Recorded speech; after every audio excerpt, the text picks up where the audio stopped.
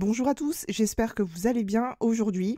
J'aimerais vous partager un peu plus sur les lignes concernant les profils. C'est vrai que je parle beaucoup des types énergétiques, des centres, et justement je suis en train de commencer la série sur les portes. Et justement, dans la carte Human Design, ce qui est important aussi dans une lecture, c'est d'aller regarder le profil. Et justement, j'ai un épisode complet dédié au profil, que tu peux retrouver normalement en épisode 22.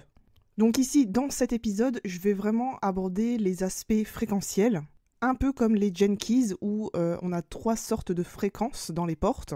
Et pour les profils aussi, on a une espèce de shadow work. Et peut-être que pour toi, là, c'est un peu du charabia, mais techniquement, je vais te donner l'aspect fréquentiel de la ligne, c'est-à-dire ce qui peut te bloquer.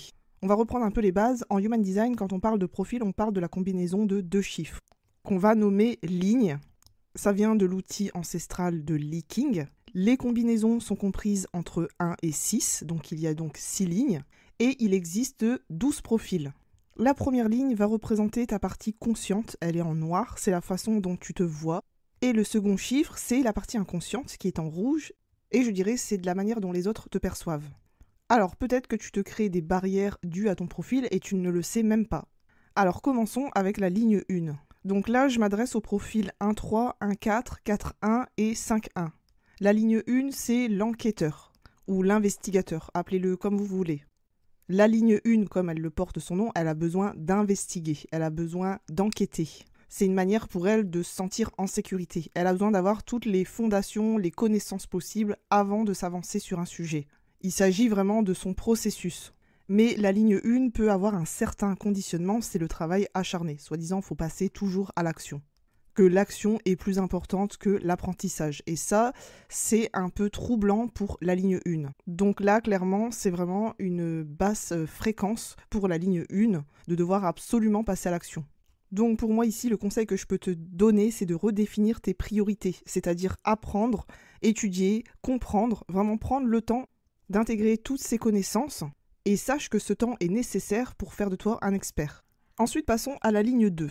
La ligne 2, elle a un talent naturel, je dirais que c'est un génie naturel. Il est presque insociable, il aime passer du temps seul. Il peut avoir un côté timide ou peut-être froid, un peu en retrait ou réservé. Et il possède des dons naturels qui va attirer les autres.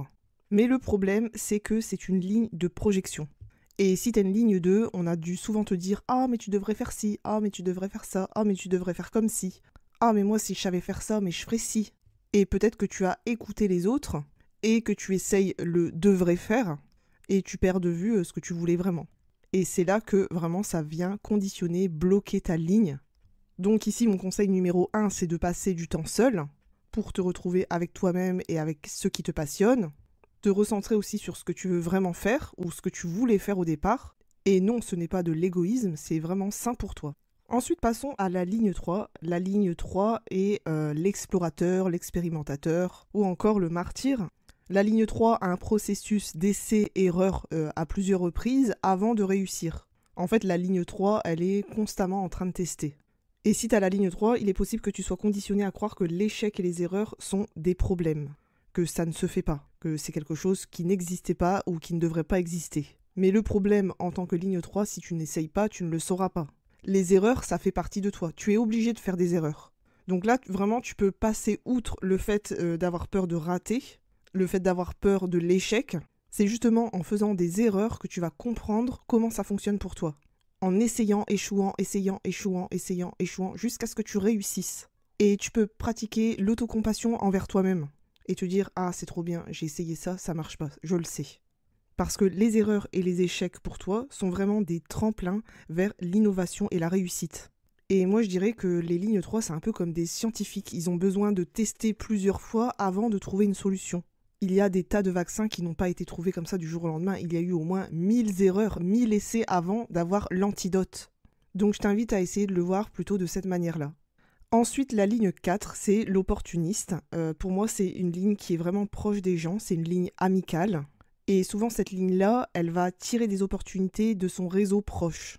Elle peut également influencer son réseau.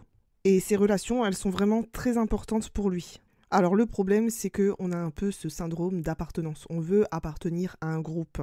Donc si toi tu as cette ligne et que tu t'attaches absolument à un groupe spécifique, que tu te forces vraiment à t'intégrer, et là il faut que tu saches que ça va te bloquer dans tes opportunités. Et ce que je te conseille, c'est de t'orienter vers des relations beaucoup plus profondes, plus authentiques, des personnes avec qui tu es en réelle connexion. Et si c'est pas le cas, c'est pas grave, tu vas forcément en rencontrer. Ensuite, on a la ligne 5, c'est la ligne de l'hérétique, plutôt pragmatique aussi. Et la ligne 5, elle aime apporter des solutions à tout le monde. C'est le sauveur de l'humanité. C'est aussi une ligne de projection. Les gens pensent que la ligne 5 va sauver tout le monde. Et à l'inverse de la ligne 4, la ligne 5, elle va influencer les inconnus. Parce que en tant que ligne 5, tu as vraiment ce don de partager une solution pratique et qui fonctionne. Mais le gros conditionnement de la ligne 5, c'est qu'elle est projetée avec les attentes de survie des autres. Donc si tu réponds à toutes les attentes autour de toi, qui est techniquement impossible et humainement impossible, tu vas perdre de vue les solutions réelles que tu peux apporter. Et du coup, tu peux avoir cette sensation d'avoir le rôle du méchant, de la personne problématique, la personne sur qui on est vraiment déçu. En fait, simplement, tu dois être clair dans les problèmes que tu souhaites résoudre. Sache que tu ne pourras pas sauver le monde entier, mais tu peux sauver une petite partie, en tout cas à ton échelle. Amener tes propres solutions sur ce que tu as vraiment envie de résoudre. C'est bien de dire « Oh, mais il y a la guerre, oh, mais il faudrait ci, il faudrait ça », mais oui, mais si tu peux pas le faire, fais-le pas. Et surtout, en tant que ligne 5, je dirais qu'il faut que tu acceptes la déception des autres lorsque tu vas refuser leurs attentes. Je sais que c'est la partie la plus difficile en tant que ligne 5. C'est comme ça fait partie de vous. Et enfin, la ligne 6, qui est le modèle. Cette ligne, elle vit 3 phases dans sa vie. Elle ressemble aussi à la ligne 3 et qu'elle va beaucoup tester jusqu'à ses 30 ans. Donc là, le problème et le conditionnement, c'est que tu pourrais bloquer un peu ton processus. Donc si tu es dans la première phase entre 0 et 30 ans, je t'invite à rester ouvert à toute erreur possible et faire confiance à ton intuition, parce que pour moi, ici, quelque chose de plus grand t'attend. C'est vraiment inutile de te précipiter. Si tu es dans la seconde phase entre 30 et 50 ans, n'hésite pas à prendre du recul, introspecter sur tes situations. Regarder un petit peu tes erreurs du passé. Et regarde un petit peu les moments dans ta vie où tu as eu honte, que je t'invite vraiment à guérir, à laisser passer. Si tu es dans la dernière phase, sache que tu es vu comme un modèle, un mentor. Il n'est jamais trop tard si aujourd'hui tu as envie de commencer quelque chose. Tu as une sagesse intérieure qui rayonne. Et pour moi, j'ai envie de dire, c'est le meilleur moment pour toi. Donc voilà la fin de cet épisode. Bien sûr, si tu veux en savoir plus, n'hésite pas à réserver ta lecture Human Design. Et si ça t'a plu, n'hésite pas à me mettre un pouce et me dire en commentaire ce que tu en as pensé. Sur ce, je te souhaite un bon week-end, une bonne soirée et à bientôt!